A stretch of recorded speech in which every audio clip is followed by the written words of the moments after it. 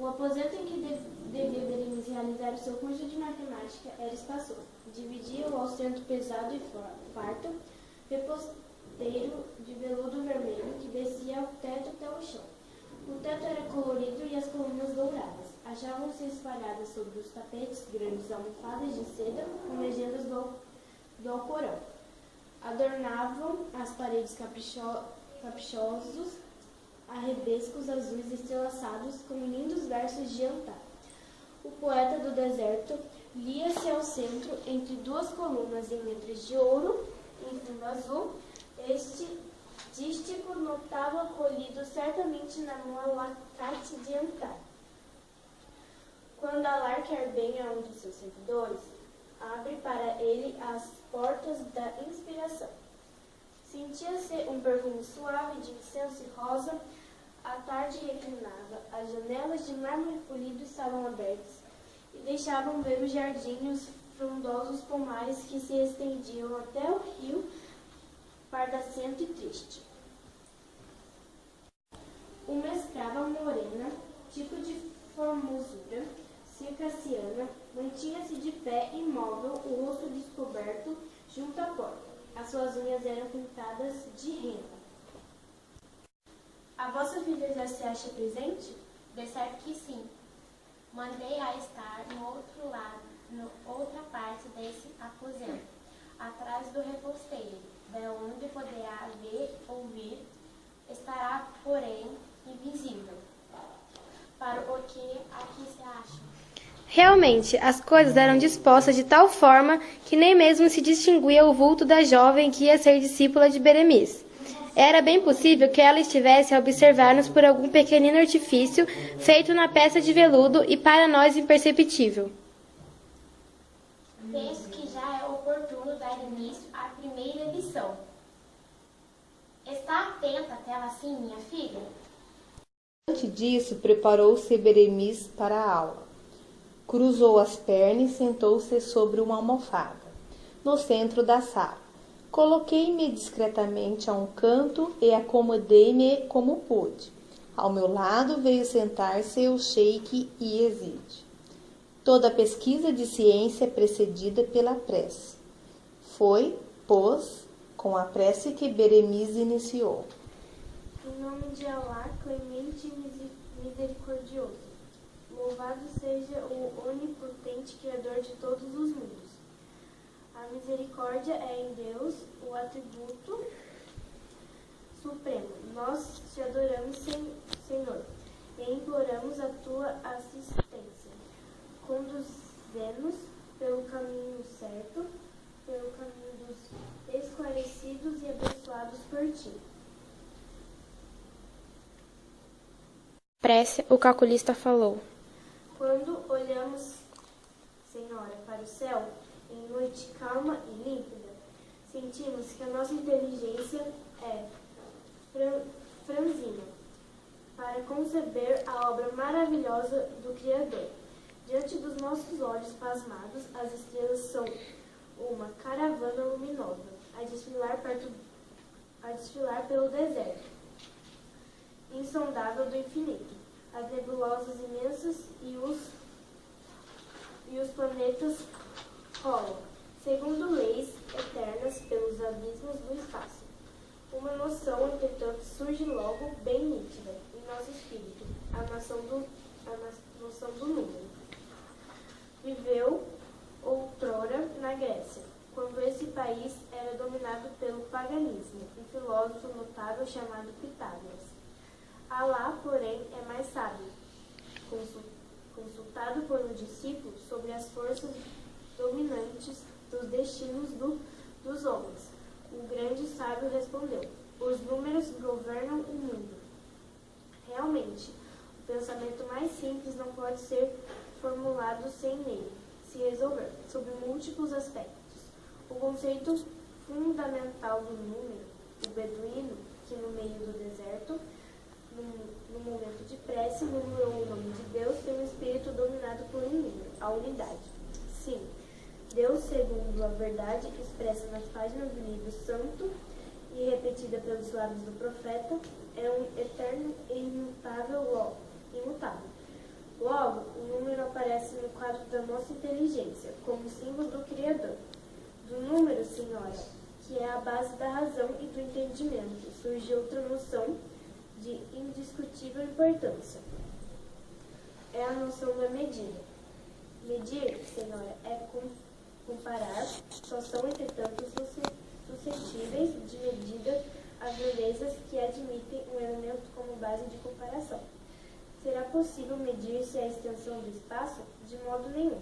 O espaço é infinito, e sendo assim, não admite termo de comparação. Será possível avaliar a eternidade? De modo nenhum. Dentro das possibilidades humanas, o tempo é sempre finito. E no cálculo da eternidade não pode o efêmero servir de unidade a avaliações. Em muitos casos, entretanto, ser-nos possível representar uma grandeza que não se adapta aos sistemas de medidas, por outra que pode ser avaliada com segurança e vigor.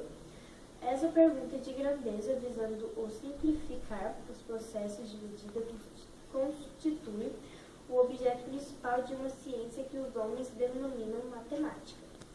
Para atingir o seu objetivo, precisa a matemática estudar os números, suas propriedades e transformações. Nessa parte, ela toma o nome de aritmética. Conhecidos os números, é possível aplicá-los na avaliação da grandeza, que variam ou que são desconhecidas, mas que apresentam expressar por meio de relações e fórmulas. Temos assim a álgebra. Os valores que medimos no campo da realidade são representados por corpos materiais ou por símbolos. Em qualquer caso, entretanto, esses corpos ou símbolos são dotados de 3 atributos: forma, tamanho e posição. Importa, pois, que estudemos tais atributos, e esse estudo vai constituir o objeto na geometria. Interessa-se ainda a matemática pelas leis que regem os movimentos, as forças, leis que vão aparecer na admirável ciência que se denomina mecânica. A matemática põe todos os seus preciosos recursos a serviço de uma ciência que eleva a alma e engrandece o homem. Essa ciência é a astronomia. Falam alguns nas ciências matemáticas como se a aritmética, a álgebra e a geometria formassem partes inteiramente distintas. Por engano, todos se auxiliam mutuamente, se apoiam umas nas outras e, em certos pontos, se confundem. O país do Iêmen teria aberto as portas do progresso e da riqueza se não viesse a fatalidade. Por termo aquele fervilhar de trabalho e prosperidade. O rei Assad Abu Carib cerrou os olhos para o mundo e foi levado pelo impiedoso Azrail para o céu de Alá. A morte do soberano fez abrir 2 túmulos. Um deles recolheu o corpo do glorioso monarca e a outro foi retirada a cultura científica do povo. Subiu ao trono um príncipe vaidoso, indolente e de acanhados dotes intelectuais. Preocupavam-no mais os divertimentos do que os problemas administrativos do país. Poucos meses decorridos, todos os serviços públicos estavam desorganizados, as escolas fechadas e os artistas e ulemãs forçados a fugir sob a ameaça dos perversos e ladrões. O tesouro público foi criminosamente dilapidado em ociosos festins e desenfreados banquetes, e o país, levado à ruína pelo desgoverno, foi atacado por inimigos ambiciosos e facilmente vencido. A história de Assad Abu Carib, senhora, vem provar que o progresso de um povo se acha ligado ao desenvolvimento dos estudos matemáticos. No universo tudo é número à medida. A unidade, símbolo do Criador, é o princípio de todas as coisas, que não existem, senão em virtude das imutáveis proporções e relações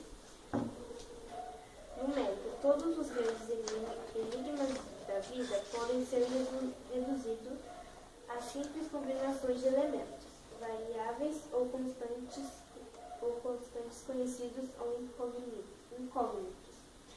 Para que possamos compreender a ciência, precisamos tomar por base o número. Vejamos como estudá-la com a ajuda de Alá, clemente e misericordioso, o Salá. Como as palavras, calou-se o calculista, dando por fim a sua primeira aula de matemática. Ouviu então com agradável surpresa a aluna que o repousteiro tornava invisível pronunciar a seguinte prece: Criador do céu e da terra, perdoa a pobreza, a pequenez, a puerilidade dos nossos corações. Não escutes as nossas palavras, mas sim os nossos gemidos inexprimíveis. Não matemos as nossas petições, mas ao clamor das nossas necessidades.